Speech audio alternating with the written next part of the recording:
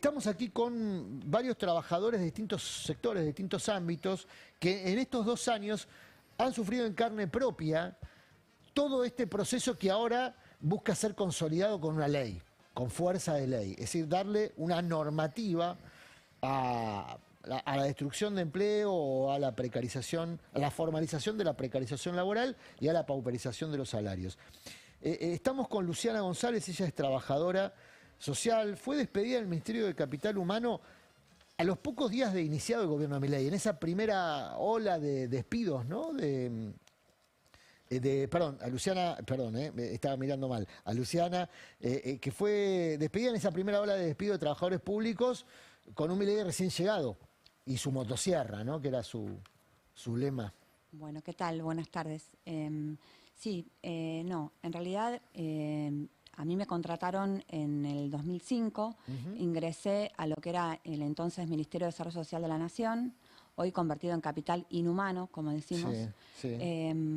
No, lo que pasó en la que hoy es la Secretaría Nacional de Niñez, Adolescencia y Familia, fueron a lo largo de estos 2 años despidiendo casi todo el personal, cada 3 meses más o menos a los que eran contratados con la ley Marco los iban despidiendo, ¿no? Todos los meses era estar y ver si nuestros compañeros seguían o no trabajando.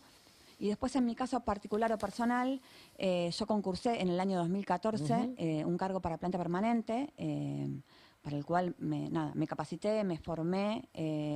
Esa designación se provocó recién en el 2017 porque, bueno, hubo justo un cambio de gestión, el macrismo dijo que tenía que revisar concurso por concurso y al 2017 me designaron como personal de planta permanente. Con la ley bases, este gobierno lo que vino a hacer fue lo que nosotros decimos la primera reforma laboral del Estado, porque lo que les habilita es justamente a despedir a personas que tenemos por derecho, inclusive constitucional, la garantía de la estabilidad del empleo, ¿no? En mi caso no fue al principio, fue ahora más fue en febrero. Sí. En febrero, previo al periodo largo de carnaval, lo que hizo el Ministerio fue cambió la estructura, el organigrama, y lo que era, yo trabajaba en la Coordinación Técnica de Asistencia Social Directa, que dependía de la Dirección Nacional de Emergencias. Esa dirección, este gobierno decidió que no debía estar más, no debía existir más, la sacó y lo que creó en paralelo fue la Agencia Federal de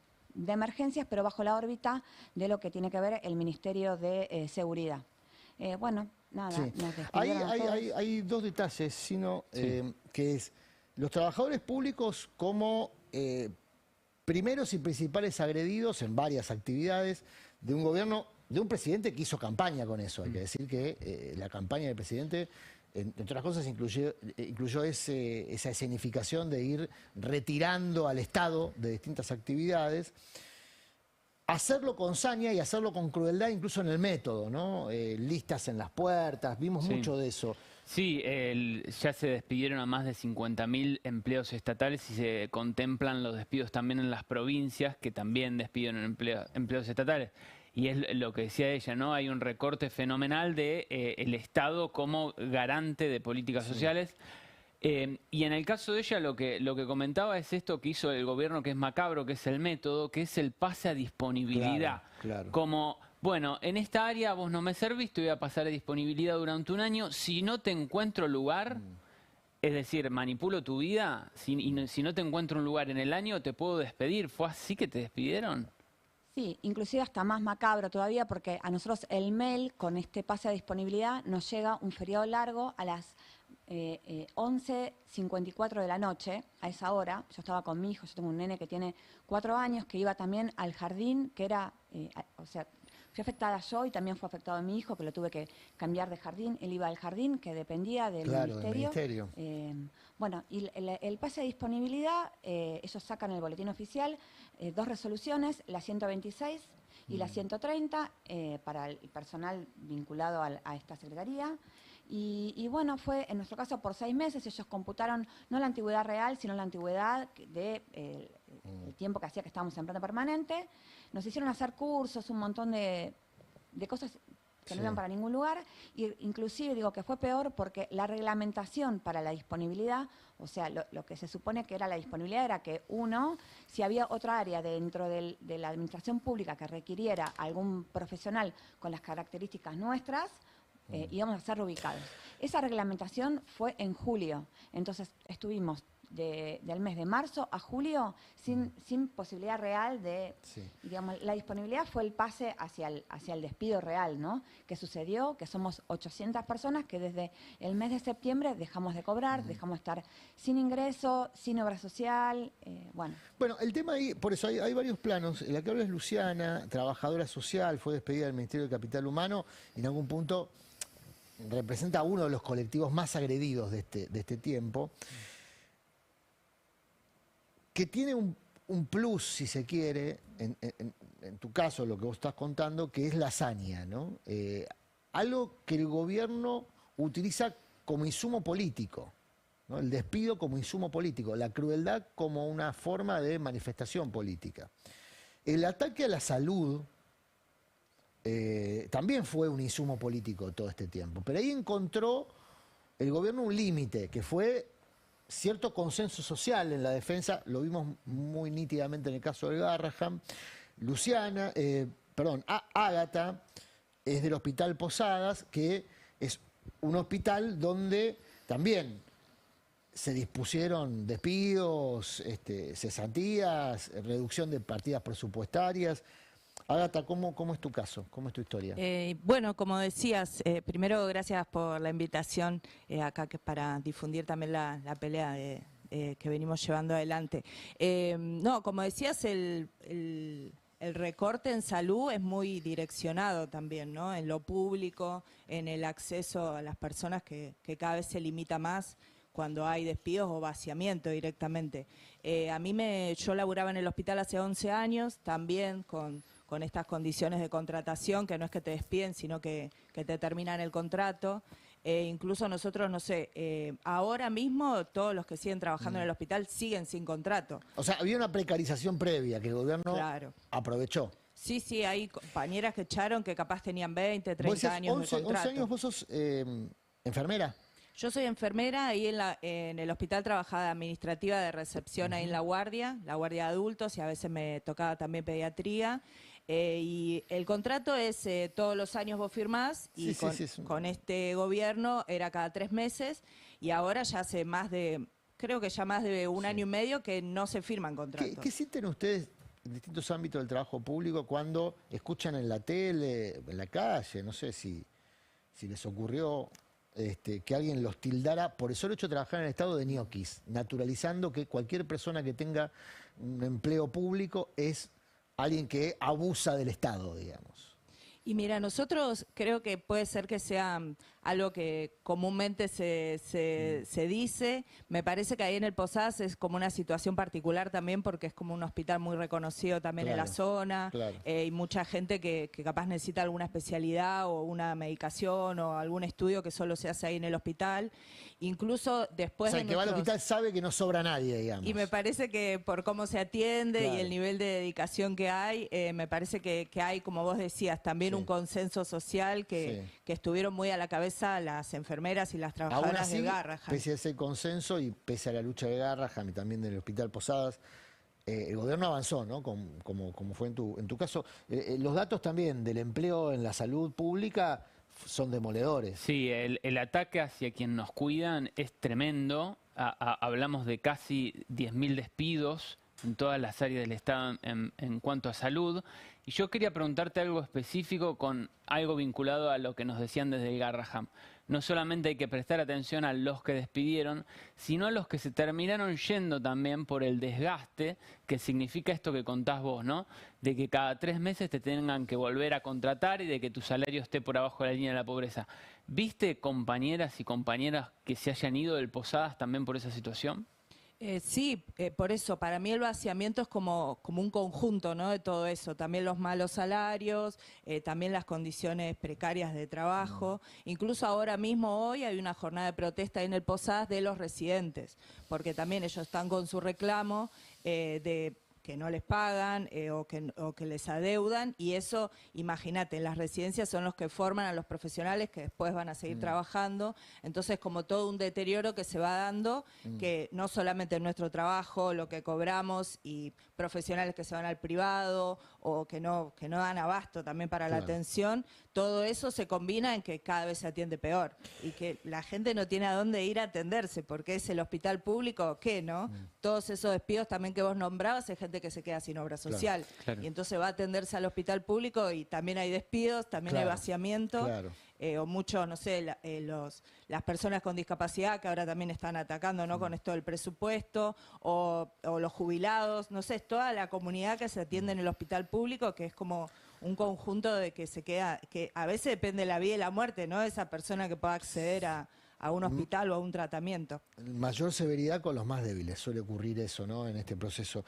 La que hablaba era Ágata El César, es enfermera, trabajadora administrativa del Hospital Posadas. Muchas veces nosotros referimos a este tiempo como una remake en términos cinematográficos, ¿no? Como una nueva versión de algo que quienes tenemos algunos años ya vivimos en otras etapas, ¿no? La década del 90. Marcelo Pariente es secretario general de la Asociación Sindical de Motociclistas, Mensajeros y Servicios, los deliveries, digamos, ¿no? Que tienen actualidad porque hay todo un capítulo completo en la Ley de Reforma Laboral, ahora lo vamos a repasar con Gino en detalle, porque es uno de las actividades que se ponen como excusa de la necesidad de modernizar, entre comillas, las leyes laborales, ¿no? Cuando le preguntan a un funcionario de gobierno, lo primero que dice el funcionario de gobierno es, bueno, en la actualidad la gente que hace delivery o el trabajador de plataformas no quiere tener derechos laborales, ¿no? Dicen eso, justificando la destrucción de derechos. Pero quiero arrancar con tu historia, Marcelo, desde los 90, porque vos fuiste despedido en los 90 en un proceso que se parece al de ahora en materia de destrucción de empleos de calidad, los empleos industriales, ¿no? Los empleos mejor jerarquizados y con mejores salarios. Bueno, sí, es así. Mi primer trabajo en relación de dependencia fue en la industria, en una empresa de termotanques. A los 3 o 4 años me despidieron. ¿Año 90 y? Y 95. O sea, 94, cuando ya había 95. Detonado la convertibilidad, claro. Que, insisto, tiene muchos rasgos de coincidencia con este modelo, sí, totalmente, de destrucción de industria, ¿no? Sí, totalmente. Como muchos trabajadores, bueno, yo me volqué a una de las actividades que podía salir a trabajar rápidamente. Sin laburo, cobraste una indemnización. Sí, me compré una moto y salí a fletear, que en ese momento era... No había plataformas. No había plataforma, que en definitiva la plataforma es una herramienta de la actividad, no es la actividad. Y salimos a hacer mensajería, que era lo que hacíamos, y ahí la actividad fue cambiando, pero siempre fue lo mismo, arriba de la moto. Y ahora aparecieron las plataformas y el gobierno los usa a ustedes, a los que hacen trabajos con plataformas, los choferes de remises, o los que hacen delivery o transporte de mercaderías, como ejemplo de por qué hay que cambiar la ley de contrato de trabajo, ¿no? Gino, está previsto en un articulado muy específico. Está previsto en un articulado específico que establece algo que va en contra incluso de la situación que atraviesan hoy los trabajadores de reparto y que básicamente es blindar a las empresas frente a un posible reclamo judicial de los trabajadores por tenerlos en una situación de infracción o de fraude laboral, ¿no? Es decir, hoy un trabajador de reparto que está en, llamémosle, situación en negro o no oficializado, puede iniciar una demanda. ¿Qué hace esta reforma laboral? Bueno, esta reforma laboral los trata de trabajadores independientes, de colaboradores. Es decir, esto evita por ley que los trabajadores después, posteriormente, hagan un juicio. Es decir, en lugar de beneficiarlos, los perjudica notablemente. ¿Al gobierno le presenta como un beneficio, Marcelo? Sí, bueno, permíteme agregarte algo más, porque también desregula una actividad. Si bien nosotros empezamos en los años 90 con una actividad que estaba desregulada, a través de la organización de los trabajadores la pudimos regular. En el año 2009 nosotros pudimos armar un sindicato y en el 2010 firmamos nuestro primer convenio colectivo de trabajo y entonces empezó a haber trabajadores en relación de dependencia. Tal es así que incluso la plataforma Pedido Ya tiene trabajadores en relación de dependencia. Este proyecto que quiere llevar adelante el gobierno es desregular una actividad que está regulada y con la excusa de la tecnología, desregularla y básicamente hacerla a las necesidades que tienen las empresas ahora, sobre todo Mercado Libre, porque habla de la mensajería urbana. La mensajería urbana es una actividad que no solamente está regulada por el Convenio Colectivo de Trabajo, sino que también está regulada por el ENACOM, que es el organismo que regula la comunicación en Argentina. Y ahí habla específicamente de mensajería urbana y habla de cómo se realiza esta actividad.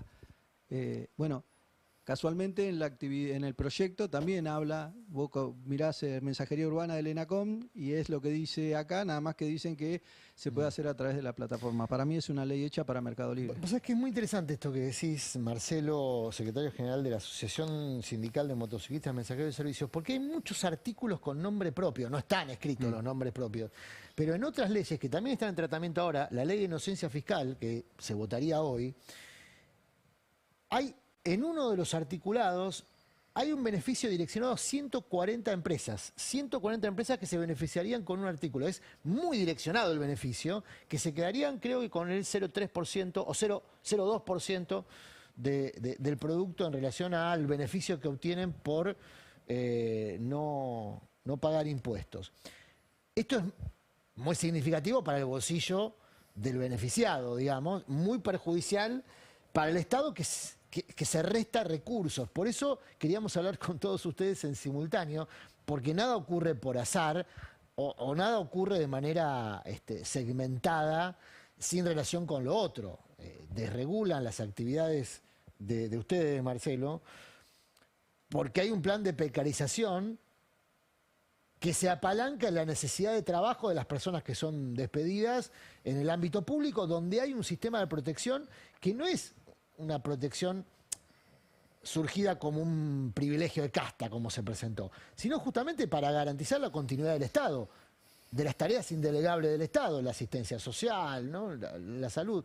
¿Querías agregar, o entiendo yo te iba a preguntar, si no lo tenías pensado agregar, en relación a esto que dice el gobierno respecto a que los trabajadores de plataformas no quieren tener regulación? En tu experiencia, ¿formas parte de una asociación sindical? Es todo lo contrario. La realidad que es todo lo contrario y lo dice. Nosotros renovamos la autoridad hace menos de un mes y hay una concurrida cantidad de compañeros que vinieron a votar. Hay una institución que está acompañada de sus trabajadores y que aparte que han recibido beneficios. Nosotros pasamos de ser una actividad que tenía casi 0 trabajadores en relación de dependencia a tener más de 4.500. O sea, y dependen familias detrás de todo eso. La realidad que, bueno, es lo que está pasando. Usan la tecnología. En este caso quiero agregar que usan la tecnología. Para nosotros no nos cambió nada. Los trabajadores en la calle se siguen mojando, golpeando, usando sus herramientas de trabajo que son las motos y usan, en este caso, la plataforma digital, que es una tecnología de la comunicación para desregular y precarizar el trabajo. Andrés Torres es trabajador industrial de Georgalos, una empresa que conocemos mucho porque hemos consumido sus productos, ¿no?, durante varias décadas. ¿El producto estrella es mantecol, el de Georgalos? Bueno, sí. En esta época del año seguro, ¿no? Porque estamos todos ya pensando en ese consumo excesivo de fin de año. Sí. ¿Vos trabajabas ahí, en ese sector de mantecol, hasta el lunes? Claro, el lunes de esta semana salí en lo que fue una tercera tanda de suspendidos, ¿sí? La empresa a principio de mes ya empezó con suspensiones rotativas de trabajadores a raíz de que ellos aducen una recesión afuera, un sobrestock de mercaderías y la necesidad de parar la producción en determinados sectores, con eso provocando trabajadores fuera de las líneas de producción, ¿no? La suspensión implica, sino que no, por ejemplo, acceden a horas extras, que para muchos trabajadores es parte importante del salario, del ingreso, ¿no? Es uno de los efectos que tiene la suspensión. Después la incertidumbre, la continuidad laboral, riesgo. Pero el tema de las horas extras es un tema al que el gobierno le presta particular atención en el proyecto de reforma por el lado del banco de horas. Exacto. ¿No? Crea el banco de horas, que básicamente lo que establece es que tu empleador puede decidir si te paga las horas o te da una compensación. En muchos de los casos, en muchos de los trabajadores, en muchos de los gremios, el sueldo es tan bajo que dependen casi exclusivamente de las horas extras para poder sobrevivir, y el sector de alimentos es uno, que tiene un salario no tan alto, pero que tienen las horas extras como forma de compensación. Imagino en tu caso que tuvieron suspensiones, ¿les redujeron el salario o se los mantienen? No, se redujo un 20%, ¿sí? Eso fue una de cláusulas que hubo dentro del acta acuerdo, donde se firma inclusive una estabilidad o un no despido por un año, en lo cual se va a hacer rotaciones de suspensiones hasta el mes de marzo o febrero, y de ahí se reduce el 20% del salario de los trabajadores. Pero es interesante lo que ustedes decían hace un rato acerca de las características de insensibilidad que tiene el gobierno, de lo macabro, lo falaz que es, porque de un principio estamos hablando que fue un gobierno que dijo que abriendo importaciones, la libre competencia entre las industrias iba a hacer que haya más fuente de trabajo. Eso hoy lo vemos de manera totalmente contraria. Hay un decaimiento de la industria a nivel exorbitantes, despidos, cierre de empresas, pequeñas y medianas empresas por todos lados, y nosotros no somos la excepción, sí, porque entendemos que en este punto también lo que Milei dijo en un principio de su gobierno, la motosierra y el no hay plata y la casta, hoy la motosierra llega a niveles de la industria en márgenes tremendos y que impacta directamente sobre los trabajadores. Andrés es trabajador de juzgados, trabajador industrial, trabajador formal, suspendido desde el lunes. Marcelo es trabajador de lo que se considera la economía de servicios, ¿no? Luciana, trabajadora social, trabajadora pública. Ágata, enfermera especializada en un servicio indelegable del Estado, que es el de la salud. Indelegable por lo menos en las condiciones en las que hemos fundado la Argentina, con un Estado que tenía como obligación garantizar el acceso a la salud y a la educación. Son representantes de distintas actividades que abarcan a muchísimas personas, a millones de personas. Muchas de las personas que están escuchando ahora seguramente están trabajando o trabajaban o tienen vínculo con alguno de los rubros, servicio, industria, que ustedes representan. ¿Creen que la reforma laboral va a contribuir a mejorar las condiciones de empleo y la empleabilidad? Es decir, ¿va a generar más fuente de trabajo? Mira, en particular nosotros tenemos una mirada muy negativa a lo que viene con esto de la reforma laboral. Y me gusta la palabra que nombraste cuando dijiste apalancamiento, porque los grandes grupos económicos de la empresa van a usar el apalancamiento que les provee esta reforma laboral, por ejemplo, lo que decía tu compañero, el banco de horas, ¿no? Porque vos vas a tener un despido masivo a raíz de estas nuevas reformas que quieren hacer del despido con las indemnizaciones. Vas a tener una gran cantidad de porcentaje de trabajadores ya fuera del sistema laboral, y el apalancamiento que van a usar las empresas van a decir, viendo que hay una gran masividad de trabajadores o ya no trabajadores dentro del sistema, bueno, ahora vas a poder venir a trabajar, pero te voy a dar 4 horas hoy, 8 horas mañana, 12 y después 2 días de... O sea, va a empeorar la condición del empleo de los que tengan empleo. De los que tengan empleo. Y el apalancamiento para tomar en condiciones nefastas a los nuevos trabajadores que van a estar en Marcelo, Luciana, Ágata, ¿qué impresión tienen frente a esto? A mí me parece que... ¿Vos estás desempleada ahora? Yo estoy despedida. O sea, que se supone que vos, como desempleada, deberías tener expectativa de que esta reforma laboral de algún modo te beneficiaría. Dice el gobierno. ¿Vos tenés esa expectativa? A mí me parece que por todo lo que se va conociendo, ¿no? Porque también van saliendo como datos de, bueno, lo que comentaba acá, lo del banco de horas. Para mí es profundizar también la precarización. Lo que sí, a mí me parece, por toda la gente que conozco, con los que hablo, con mis compañeros de trabajo, a nadie le parece que va a ser buena la reforma. No sé, no creo que sea algo que lo veamos así. Me parece que perjudica cada vez más eso, a los que están más precarizados, y que eso no en ningún momento generaría más empleo.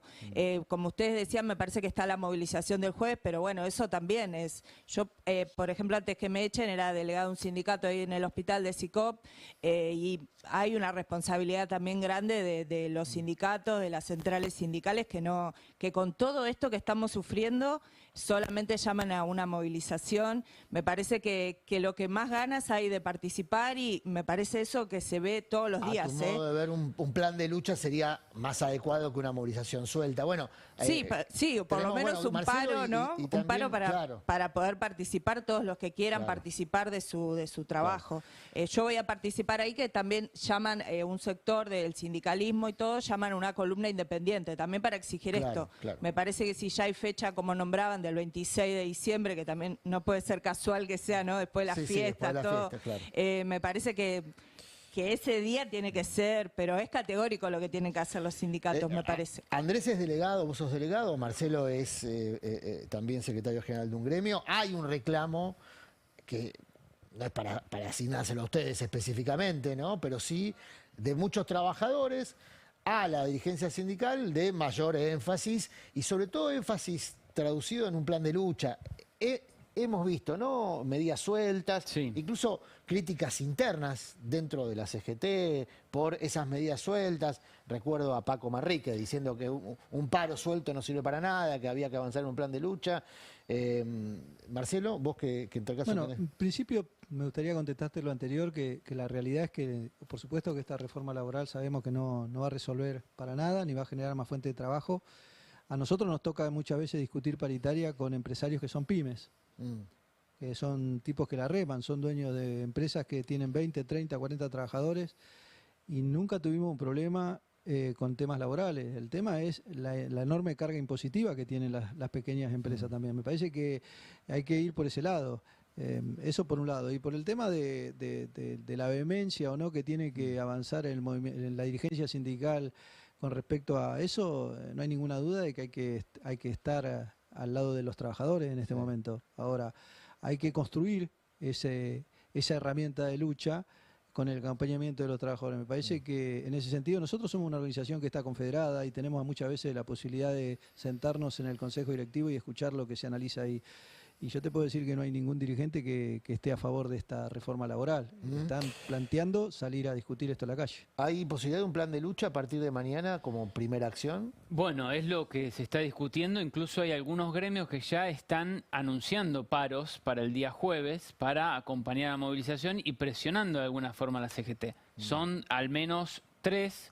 Entre ellos está el gremio de aceiteros, la Federación de Aceiteras, conocida por haber logrado altos salarios a partir de la lucha.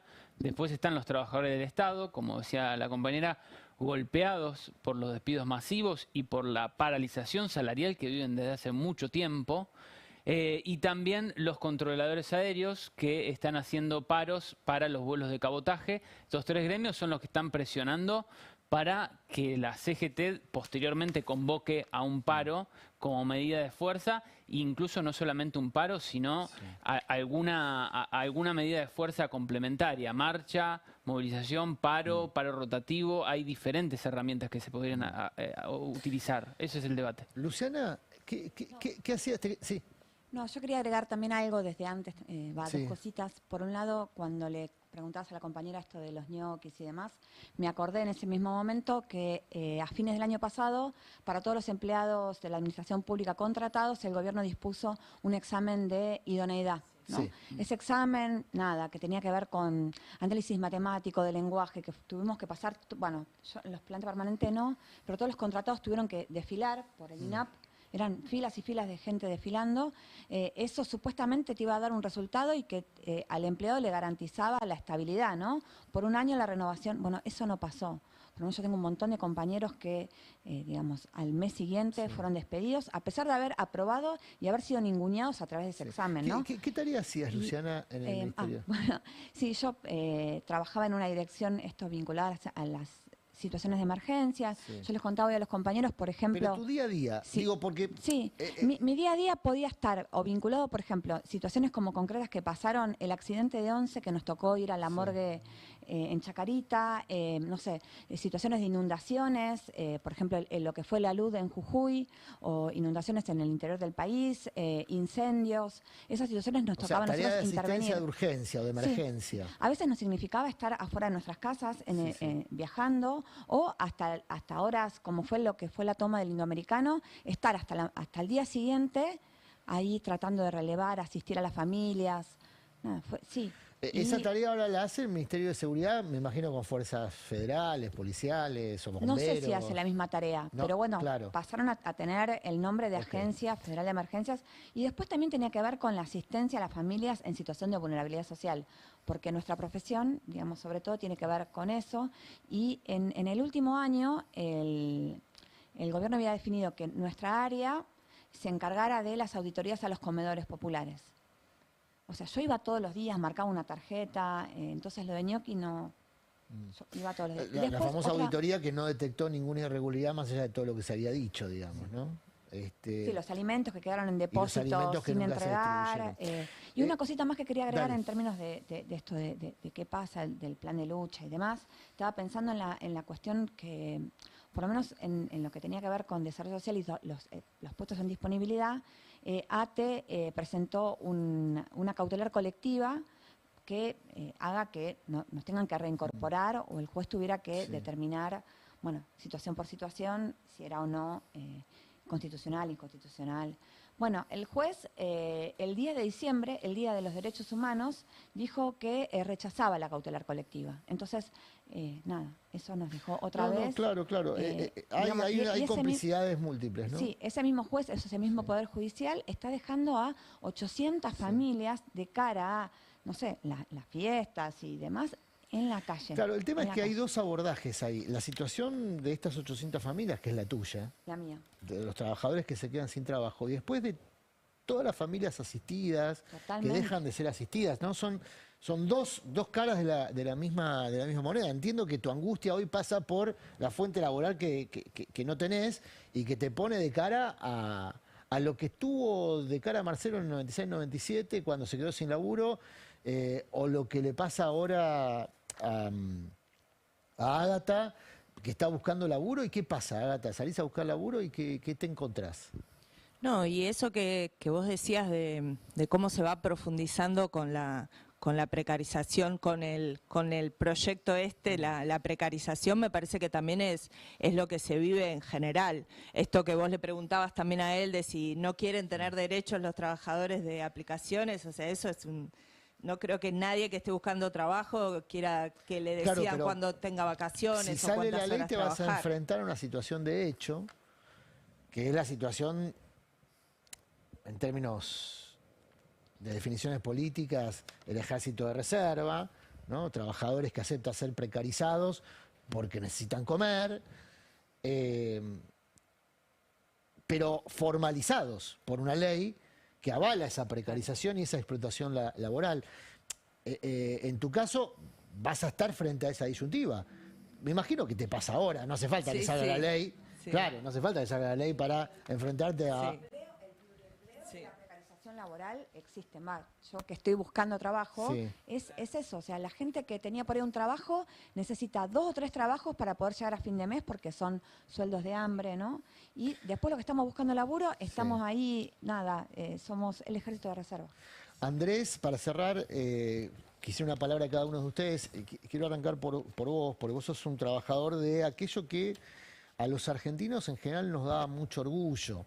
Nos da mucho orgullo la ciencia, el desarrollo tecnológico y la industria justamente produciendo a partir de todo ese desarrollo, que son capas geológicas de argentinos que le han puesto cabeza, que le han puesto corazón al desarrollo del país desde el puesto de trabajo que eligieron o que le ha tocado. No todo el mundo elige el lugar que le toca para trabajar. ¿Crees que tu caso forma parte de un esquema mayor de destrucción del sistema productivo argentino, de la industria argentina, de volver estructural esto que hablábamos en Nación de los 90, la importación? Lo podíamos hablar también, creo que ninguno, son todos muy jóvenes, ninguno tiene recuerdo personal de lo que ocurría en dictadura, pero en dictadura incluso hasta se promocionaba la importación como algo virtuoso. No es algo que los argentinos no conozcamos, pero que ahora pareciera tener intenciones estructurales. ¿Crees que es así? ¿Que lo que vos estás viviendo le va a pasar más temprano que tarde a muchos otros compañeros trabajadores industriales? Sí, por supuesto Le que... está pasando a muchos, ¿no? Claro, está pasando. Lo que pasa es que se va a agudizar esto va a agudizar. con todas las reformas y todo lo que se tiene que todo lo que tiene que hacer planificado este gobierno, ¿no? Nosotros, como te decía, lo vivimos en carne propia. De 7 sectores que somos en la empresa trabajando, hoy están trabajando 2 sectores y medio. Es un suicidio de la industria a niveles tremendos. ¿La empresa qué hace? ¿Importa? ¿Reemplaza producción por importación? Dice que está sobreestoqueada de todas formas, ¿no? Claro, pero también nosotros no somos ingenuos a entender el carácter de la empresa a la cual trabajamos, porque te quiero decir que vos hablaste de la dictadura, esta es una empresa que tiene 90 años en la Argentina y pasó la dictadura, pasó las grandes crisis económicas y hoy el apalancamiento que ellos usan en el gobierno es decir, hay una recesión, no puedo vender, pero sabemos que tienen la espalda suficiente como para bancar un periodo de decir una recesión. Tampoco nosotros vemos a la parte empresarial con grandes pancartas haciéndole la contra a Milei, basta con esta... Al revés, ayer pusieron a la Fundación Faro $250.000 cada empresario para escucharlo hablar. Bueno, por eso también... pasó eso, Sí, ¿no? sí, No, sí. por supuesto, por eso nosotros decimos, esto también es una estrategia de la parte industrial dominante en la cual quiere hacer un puré con los trabajadores. Y no solamente con nosotros, sino con las generaciones que vienen. Como te comentaba, yo soy abuelo y hay un futuro industrial o no, o que se está suicidando o que se está reformando con esa modernización que en realidad es para atrás, no es algo moderno, en la cual generaciones van a caer bajo ese sistema. Estás obligado, Marcelo, porque tu actividad como dirigente sindical te obliga a ser optimista, o por lo menos respecto de la posible resistencia social de los trabajadores frente a esta avanzada. ¿Cómo se resiste? ¿Qué imaginas? Como lo hicimos siempre, digamos, primero hablando con los trabajadores, formándolos, haciéndole entender que los derechos existen y que hay que defenderlos. Y en principio porque sabemos que el problema de este país es que acá hay una crisis económica llevada adelante por este mismo gobierno a propósito para nosotros, que hoy da la posibilidad de querer discutir las condiciones laborales como excusa. De fondo hay un plan, nosotros tenemos que resistir, porque aparte, en el caso nuestro, de nuestra actividad, sabemos que hay un circuito rentable ahí para que el trabajador tenga derechos y que también se pueda brindar un buen servicio. Hay que concientizar a los trabajadores, avanzar y resistir y luchar por los derechos que nos corresponden, porque los pibes y pibas que andan por la calle repartiendo paquetes, comida y todo eso, son trabajadores que se merecen los mismos derechos que cualquier otro trabajador, porque también hay muchos proyectos que andan dando vuelta de generamos trabajadores o una base de derecho o un piso de derecho para estos trabajadores. No, todo lo contrario, nosotros queremos los mismos derechos que tiene cualquier trabajador. Vos sabés que mientras te escuchaba pensaba en Ágata o pensaba en Luciana, que están buscando laburo y que seguramente hasta hace pocos meses utilizaban el servicio que ustedes dan, el delivery. Bueno, lo usamos mucho en pandemia, naturalmente, pero ahora también. Y seguramente habrán restringido el uso del servicio del delivery, ¿no? Nosotros lo vemos en la cantidad de viajes que hacemos por día. Claro, por eso, porque aparte aumenta la cantidad de personas haciendo delivery, entonces aumentan la cantidad de personas haciendo delivery, tienen menos para repartir cada uno. Tal cual. Y aparte hay menos para repartir porque son más y porque hay menos clientes, digamos, ¿no? Y pensaban ustedes dos que, bueno, ¿qué perspectiva le ven a esta historia? A la que estamos viviendo, ¿no? A la que ustedes son protagonistas también. A mí me parece que no hay que bajar los brazos, que hay que resistir, como acá comentaban, y que me parece que todos los que estén descontentos, los que vean que no llegan a fin de mes, que te parece que está mal cómo están tratando a los jubilados, a las personas con discapacidad, todo lo que está pasando que estaban hablando, me parece que es momento también de plantarse y decir, bueno, ya hay una convocatoria, entonces sumarnos y ahí mismo también podemos hacer esas exigencias a los sindicatos que movilicen, como vos comentabas, entonces me parece que es importante que dejemos de lado el sálvase quien pueda y que sea una cosa involucrarse, participar y mostrar en las calles todo este descontento que nos está pasando, que todos estamos masticando bronca en nuestras casas, que se exprese también de una manera más organizada y que podamos cambiar el rumbo. Capaz que se pueda derrotar también esta reforma, no digo que ya bueno, hay que darlo por hecho. La historia argentina es una historia de resistencia, ¿no? Recién lo están presentando y también hay que ver si ellos llegan a los votos, entonces me parece que también todos los que estamos descontentos también tenemos que expresar ese descontento para que se tenga en cuenta. Gracias, Ágata. Sí, dale. No, también en la Luciana. misma línea, por ahí hay que construir la resistencia. Creo que hay que sumarse a las luchas Bien. que ya están, nada, la de los miércoles, la de los jubilados, y hay que volver a las calles. Hay que volver a las calles y hay que construir la resistencia. Creo que esa es la única forma de derrotar la reforma laboral y también a este gobierno que nos está destruyendo. Gracias Luciana, que es la última que hablaba, Luciana González. Gracias a Ágata, que es la penúltima, trabajadora del Hospital Posadas, enfermera. Gracias a Marcelo, secretario general de la Asociación Sindical de Motociclistas. Y gracias a Andrés, que es trabajador, Andrés, trabajador de Georgalos, que está suspendido desde el lunes. Gracias a los 4 por venir. Gracias, Gino, por este rato. Datos finales para lo que viene en lo inmediato, que es el trámite parlamentario. Sí, que se está debatiendo en este momento. Tengo una buena noticia en parte. Bueno, ahí está. ¿No? Bien. Surgió una encuesta hace poco tiempo de Management and Fit que dice que la mayor parte de los argentinos están en contra de la reforma laboral. Sí. Es decir, es falso lo que plantea el gobierno como un dato que supuestamente es objetivo de que los trabajadores queremos la reforma para que haya mejor empleo y de más calidad. Eso es interesante. completamente Management falso. es uno de los proveedores de encuestas al gobierno. Además. Otro proveedor es Jacobe, Exacto. que sale a difundir encuestas a pedido del gobierno, y en la encuesta de Jacobe casi que está empatado los que defienden la reforma de quienes la consideran que es mala.